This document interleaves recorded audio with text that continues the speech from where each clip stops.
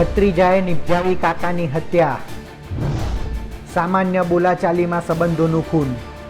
નમસ્કાર, ગુજરાત તકના ક્રાઇમ રિપોર્ટમાં આપનું સ્વાગત છે. રાજકોટના કૌટુંબિક ઝઘડામાં ભત્રીજાએ કાકાને મોતને ઘાટ ઉતારી દીધા. સામાન્ય બોલાચાલીમાં કાકાએ કરેલી ટકોરનો ખાર રાખીને ભત્રીજાએ કાકાની હત્યા નિપજાવી. ભત્રીજાની આ કરતૂત જોઈએ રિપોર્ટમાં. રાજકોટ શહેરના ઘંટેશ્વર વિસ્તારમાં સંબંધોનું ખૂન થયું હોવાની ઘટના સામે આવી છે.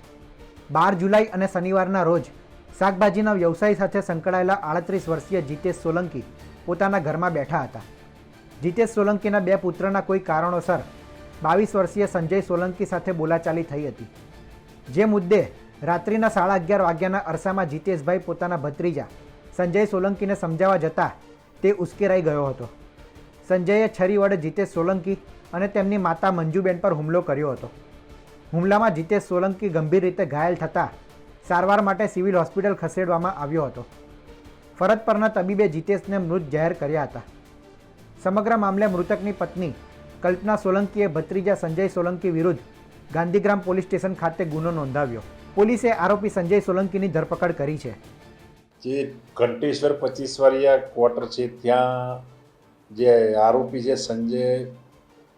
સંજય સાગરભાઈ સોલંકી, એણે એના પોતાના સગા કાકાને ખૂન કરી હત્યા કરી તેમજ તેની દાદીને પણ સામાન્ય ઈજા પહોંચાડી ગુનો કરેલ છે.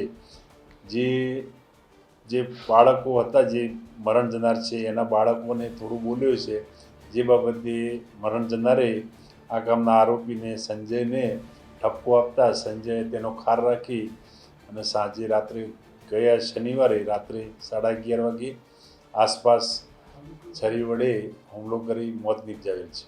સર, આ કાકા ભત્રીજા છે તેને અગાઉ ક્યારે બોલાચાલી થઈ હોવાનું સામે આવ્યું છે? ના, એવું કોઈ બાબતે સામે આવેલ અને જે આરોપી છે અગાઉ ગુનાહિત ઇતિહાસ છે? કોઈ ગુનાહિત ઇતિહાસ.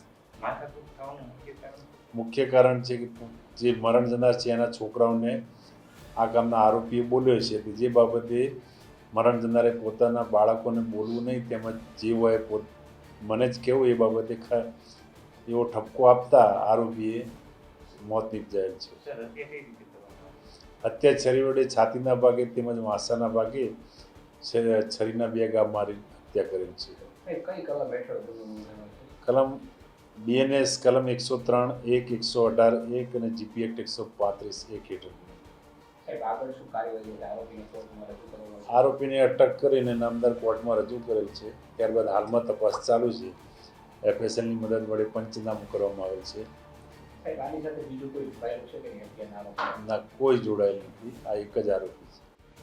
ગુનાના કામે વાપરવામાં આવેલા હથિયાર કબજે કરવાની કામગીરી પોલીસ કરી રહી છે. પોલીસની પ્રાથમિક તપાસમાં આરોપી સંજય સોલંકી પ્રાઇવેટ નોકરી કરતો હોવાનું સામે આવ્યું છે. રાજકોટથી સંવાદદાતા રોનક મજીઠિયાનો અહેવાલ.